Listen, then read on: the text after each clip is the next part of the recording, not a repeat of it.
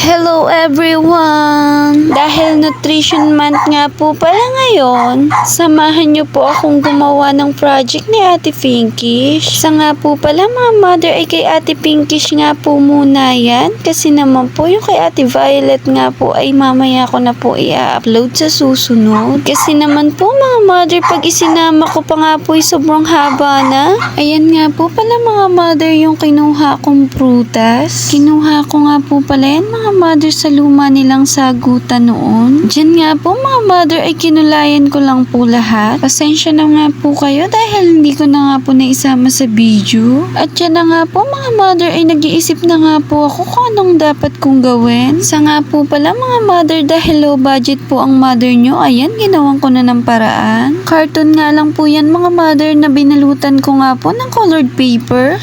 At ayan na nga po mga mother yung mga tsinaga kong ginupit at saka nga po aking mga kinulayan. Super cute nga po pala niyang tingnan mga mother kasi naman po talaga ay sobrang liliit lang po talaga niyan. At nakakatuwa nga po talaga lalo kung nakadikit na yan. At ayan nga po mga mother ay naito na po ako sa exciting part. Ang maglagay nga po ng mga cheche boreche na gamit lang nga po ay stick glue. Mga mother sa totoo nga lang po talaga ay hindi rin po talaga ako magaling mag-design.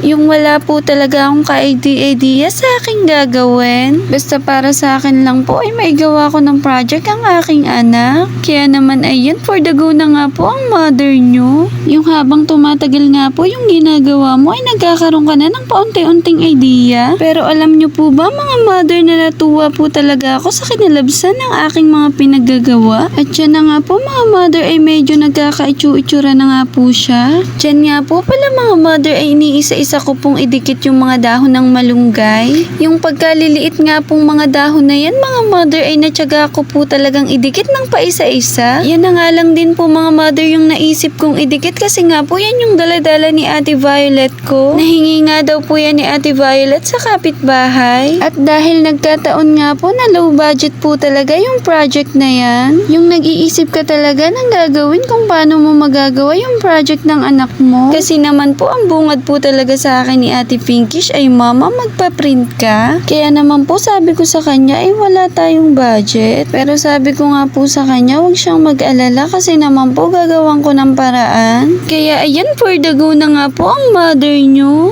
Sa totoo nga lang po mga mother ay masakit-sakit na nga po dyan ang aking kamay. Kasi naman po mga mother ay nagkanda paso-paso na nga po ako dyan. Pero ayan for the go pa rin po ang mother nyo. Basta po talaga para sa aking mga anak ay lahat po ay aking gagawin. Lalo't higit po mga mother ay kanilang ikakabuti. Sa nga po pala mga mother ay hanggang dito na lang po ang aming video. Kung nakarating ka nga po pala dito sa video na to mga mother ay maraming salamat po. Walang hanggang pasasalamat po mga mother sa inyo pong walang sawang suporta at panunood. Maraming salamat po. Wag po sana nating kakalimutang magpasalamat sa itaas. Thank you for watching.